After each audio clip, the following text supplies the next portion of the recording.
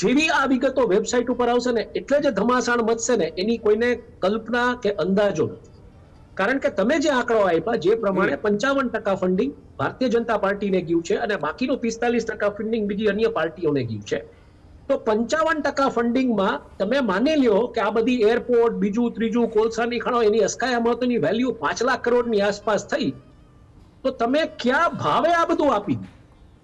આજે તમે સમજો ઈચુદાન કે હું તમારી એક મકાનની કોઈ લેવેચ કરતું હોય તો એ કેટલા ટકા લે તમારી? તમે આ કરી નાખ્યું છે. એટલે આની સીધી રાજકીય ટૂંકમાં હારાકીરી ચાલુ થશે. રાજકીય રીતે બહુ મોટું ઘમાસાણ સર્જાવાની હું અત્યારે ભીતિ જોઈ રહ્યો છું. એટલે એ ન થાય એના માટે કદાચ રિવ્યુ પિટિશન આગામી દિવસોમાં દાખલ થશે. સુપ્રીમ કોર્ટ એને કેવી રીતના એન્ટરટેન કરે એ જોવાનું. બીજા નંબરે આનાથી બહુ મોટું કોર્પોરેટ યુદ્ધ ફાટી નીકળશે એવું હું સ્પષ્ટપણે જોઈ રહ્યો છું.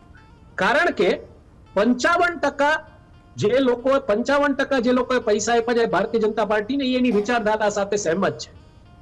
બીજા 45% જે લોકોએ બીજી અન્ય પાર્ટીઓને આપ્યા છે શું એ બે ઘોડા ઉપર દાવ લગાડી રહ્યા છે કે આજે ભલે આ ઘોડો વિન મળે તો આપણે આમાં લગાડી જાઓ પણ બીજા ઓલા ઘોડા ઉપર દાવ લગાડો તો એમાં શું થશે?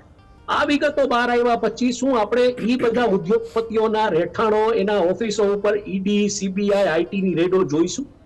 એટલે બહુ જ વોલેટાઇલ પરિસ્થિતિમાં આજે સુપ્રીમ કોર્ટનો આ નિર્ણય છે આવકાર્ય 100% છે પણ કન્ટ્રીની ઇકોનોમી માટે બહુ વોલેટાઇલ પરિસ્થિતિ ઊભી કરશે. આ નિર્ણયની અસર હું આવતીકાલના શેરબજાર ઉપર જોઈ રહી છું. શેરબજાર આજે તો સારું એવું પોઝિટિવ હતું પણ શેરબજાર કાલે કદાચ નેગેટિવ ખુલે એવી મને સંભાવના દેખાઈ રહી છે. ન ખુલે તો સારી વાત છે. અને આની સૌથી મોટી અસર જો કે આવશે તો ઈ સોવરેન રેટિંગ એટલે કન્ટ્રીની જે ઇકોનોમીનું રેટિંગ જે કરતી એજન્સીઝ હોય છે. કારણ કે આનાથી સ્પષ્ટપણે એ ફલિત થઈ જશે કે તમે અમુક રૂપિયા આપી દો અને તમે ટૂંકમાં આ દેશમાં નફો કરો નુકસાન કરો એનાથી કોઈ નિસ્બત નથી.